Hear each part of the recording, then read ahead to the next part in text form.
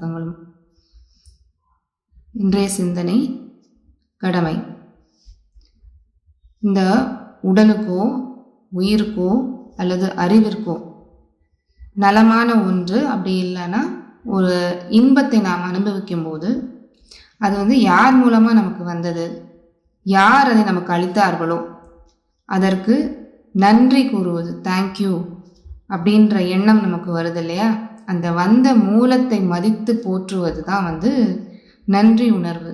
அதுதான் கடமை.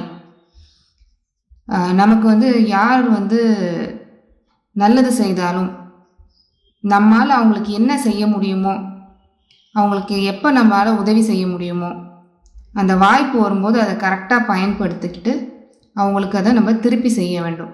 யாரெல்லாம் நமக்கு நன்மை செய்கிறார்கள்னு பார்த்தோம் அப்படின்னா, நம்முடைய பெற்றோர், நம்ம குடும்ப உறுப்பினர்கள், உடன் பிறந்தவர்கள், உறவினர், ஆசிரியர், இந்த சமுதாயம், ஆட்சித் தலைவர்கள். இதை சரியாக வரிசைப்படுத்தி பார்த்தோம் அப்படின்னா தான், குடும்பம், சுற்றம், ஊரார், உலகு.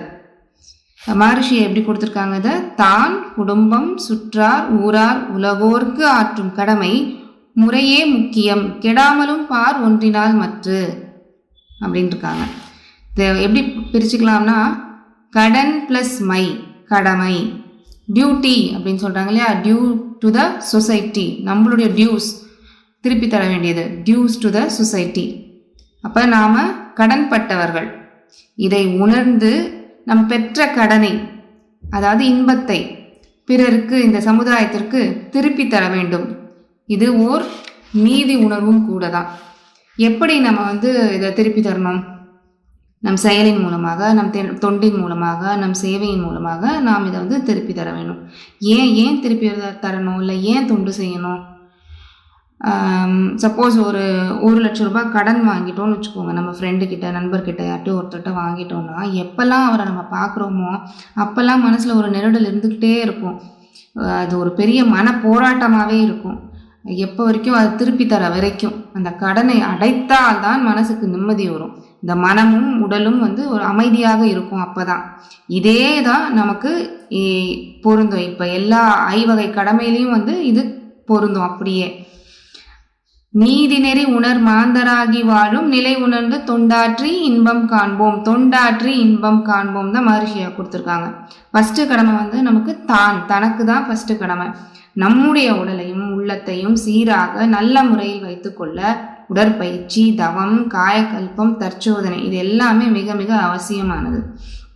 அதுக்கப்புறம் குடும்பம், சுற்றம், ஊர், உலகு ஆக மற்றவர்களுக்கு ஆற்றும் கடமையால் ஒன்றினால் மற்றவை பாதிக்கப்படாமல் பார்த்து கொள்ள வேண்டும். அது ரொம்ப ரொம்ப முக்கியமான விஷயம். ஆனால் அதுதான் இருக்கிறதுலே ரொம்ப சேலஞ்சிங்கான விஷயம் கூட. ஏன்னா ஒன்று கடைபிடிப்போம், இன்னொன்றுல கோட்டை விட்டுருவோம் நம்ம. அதுதான் சேலஞ்சிங்கான விஷயம்.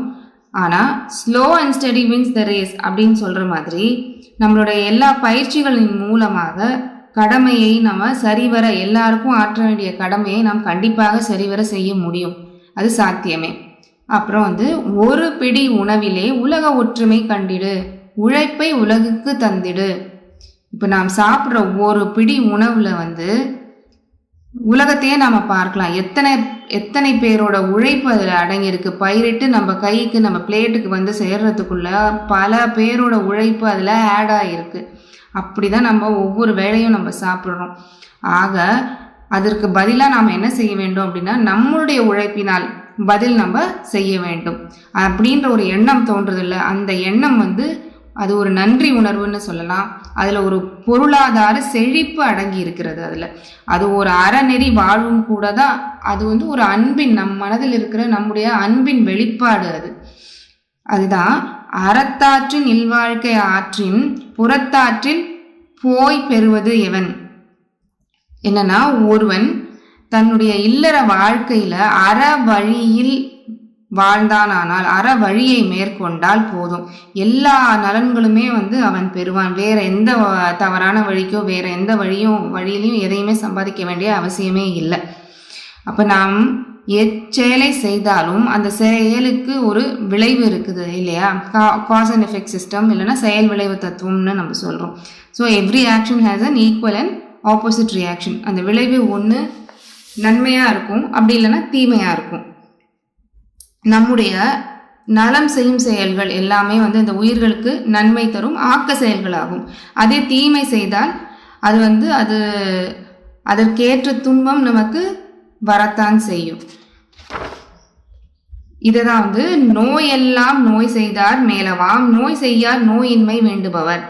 இப்போ நான் யாருக்காவது துன்பம் செஞ்சேன்னா அதுக்கேற்ற துன்பம் கண்டிப்பாக எனக்கு வந்து சேரும். அப்போ எனக்கு துன்பம் வேண்டாம், இன்பம் தான் வேணும், நிம்மதியான வாழ்க்கை வேணும் அப்படின்னு நினச்சேன்னா யாருக்குமே தீமையோ துன்பமோ தரணும்னு நினைக்க கூட கூடாது. இதை எப்படி சொல்லலாம்னா, ஒரு செயலின் விளைவு பார்த்தோம்ல, இப்போ இன்பமாக இருக்கும் இல்லை துன்பமாக இருக்கும். அப்போ அங்கே விளைவு எங்கே இருக்குது? அந்த செயலின் உள்ளேயே அடங்கி உள்ளது விளைவு. செயல் தனி விளைவு தனி கிடையாது. எப்பயுமே நம்ம ரிசல்ட் எதிர்பார்த்துட்டே இருப்போம். ஒன்று செஞ்சுட்டு நம்ம எதிர்பார்த்துட்டு இருப்போம். ஆனால் ரிசல்ட் எங்கே இருக்குது? அந்த செயலின் உள்ளேயே தான் அடங்கியிருக்கு.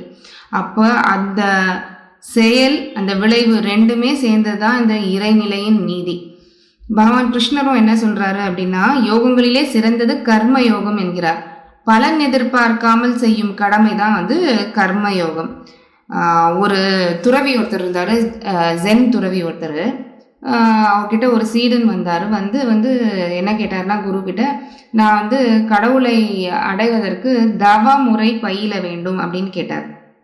அதற்கு அந்த குரு என்ன சொன்னார், சரி அப்படின்னு சொல்லி ஏற்றுக்கிட்டு இங்கே இரு அப்படின்னு சொல்லிட்டு அவர் பாட்டுக்கு அவர் வேலையை செய்ய போயிட்டார்.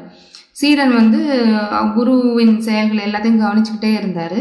குரு என்ன பண்ணார், தோட்டத்தில் போய் செடிகளை கவனிப்பது, மற்ற வேலைகளை செய்வது என்று நாள் முழுவதும் வேலை செய்து கொண்டே இருந்தார். இதை கவனித்த சீடன் என்ன பண்ணார், இரவு வந்து குருவிடம் கேட்டார், குருவே, நீங்கள் ஒரு நிமிடம் கூட வந்து தவம் செய்யவே இல்லையே, வேலையே செய்து கொண்டிருந்தீர்களே என்று கேட்டார். அப்போ குரு சொன்னார், நான் ஒவ்வொரு செயலையும் இறை உணர்வோடு செய்தேன், ஒவ்வொரு செயலையும் தவமாகவே செய்தேன் அப்படின்னு சொன்னார். அப்போ நாம் செய்கின்ற ஒவ்வொரு செயலையுமே நிதானித்து நின்று செய்தோமானால் அதுதான் கர்மயோகம். கணத்தில் வாழ்வது அதுதான் கர்மயோகம். அதாவது லிவிங் இன் த ப்ரெசன்ட்னு சொல்லுவாங்கல்ல, மைண்ட்ஃபுல்னஸோட செய்கிறது. மைண்ட்ஃபுல்னஸ் சொல்கிறாங்கல்ல, மைண்ட்லெஸ்னஸ் கிடையாது, மைண்ட்ஃபுல்னஸோட செய்கிறதுன்றது தான் கணத்தில் வாழ்வது. ஆக இப்படி செய்யும்போது செய்யும் செயல், செய்பவர், செய்யப்படும் பொருள் அனைத்தையும் இறை அம்சமாகவே கருதினால் அதன் விளைவு நன்மையோ தீமையோ நம்மை அணுகாது. ஏன்? தன்முனைப்பு எழாது. அந்த இடத்துல தன்முனைப்பினால் தானே எழுகிறது பேராசை, சினம், கடும்பற்று, முறையற்ற பால் கவர்ச்சி, உயர்வு தாழ்வு மனப்பான்மை, வஞ்சம். இது 6 குணங்களும் அங்கே தன்முனைப்பு எழாததுனால இந்த குணங்கள் எழாது. அப்போ நம்மளுடைய செயல் எப்படி இருக்கும்? சிறந்த செயல்களாக, நன்மை தர செயல்களாகவே இருக்கும். இதே தான் அவனை மறந்தால் நான் உண்டு அறிவு 6 குணங்கள் ஆகும். அவனை அறிந்தால் நான் இல்லை, அறிவே அவனாய் அன்பாகும். சரியா? ஓகே. நம்ம கடவுள்கிட்ட போய் வேண்டும்போது, சாமி எனக்கு பொருள் வேணும், கார் வேணும், வீடு வேணும், வெற்றி வேணும், அப்புறம் நோய் தீரணும், எல்லா கடன்களும் தீரணும்ட்டு எல்லாமே கேட்குறோம் நம்ம. அப்போ அங்கே கேட்கும்போது என்ன நடக்குது அப்படின்னா, நம்மளுடைய எண்ணத்தை, நம்மளுடைய மனதை தான் அங்கே வந்து வணங்குகிறோம். அப்படின்றது எப்படின்னா, கடவுளை வணங்கும் போது கருத்தினை உற்றுப்பார், கடவுளாய் கருத்தே நிற்கும் காட்சியை காண்பாய் அங்கே. கடவுளாய் கருத்து, நம்மளுடைய எண்ணம், அதுதான் அங்கே நிற்கும் காட்சியை காண்பாய் அங்கே அப்படின்னு தான் மகரிஷி கொடுத்துருக்காங்க. ஆக நம் மனதை பக்குவப்படுத்துவதற்காக, மனோதிடம் பெறுவதற்காக, மன வலிமை பெறுவதற்காக தான் ஏதோ ஒரு வழியில் நாம் வணங்குகிறோம். அப்போ இதே வள்ளுவர் என்ன சொல்லியிருக்காருன்னா, தவம் செய்வார் தம் கருமம் செய்வார், மற்றலார் அவம் செய்வார் ஆசையுட்பட்டு. ஆக உயர்ந்த நெறி நின்று தவம் மேற்கொள்பவர்கள் தம் கடமையை செய்கிறார்கள். மற்றவர் எல்லாம் ஆசையின் பால், எல்லாமே நம்ம ஆசையின் பால் தான் எல்லாமே செஞ்சு நம்ம மாட்டிக்கிறோம். ஸோ மற்றவர்கள் எல்லாமே ஆசையால் அலைக்கழிக்கப்பட்டு வீண் செயல்களை செய்கிறார்கள் அப்படின்றாரு. அதே மாதிரி அப்பர் சுவாமிகள் என்ன சொல்லியிருக்காங்க, என் கடன் பணி செய்து கிடப்பதே அப்படிங்கிறாங்க. நம்ம கடமையை உணர்ந்து நாம் செய்யும் போது அது தொண்டாக மாறுகிறது. தொண்டாக மாறுகிறது அப்போதுதான். ஆக நாம் கடமையில் வாழ்ந்து கடவுளை அடைவோம். வாழ்க வளமுடன். வாழ்க வளமுடன்.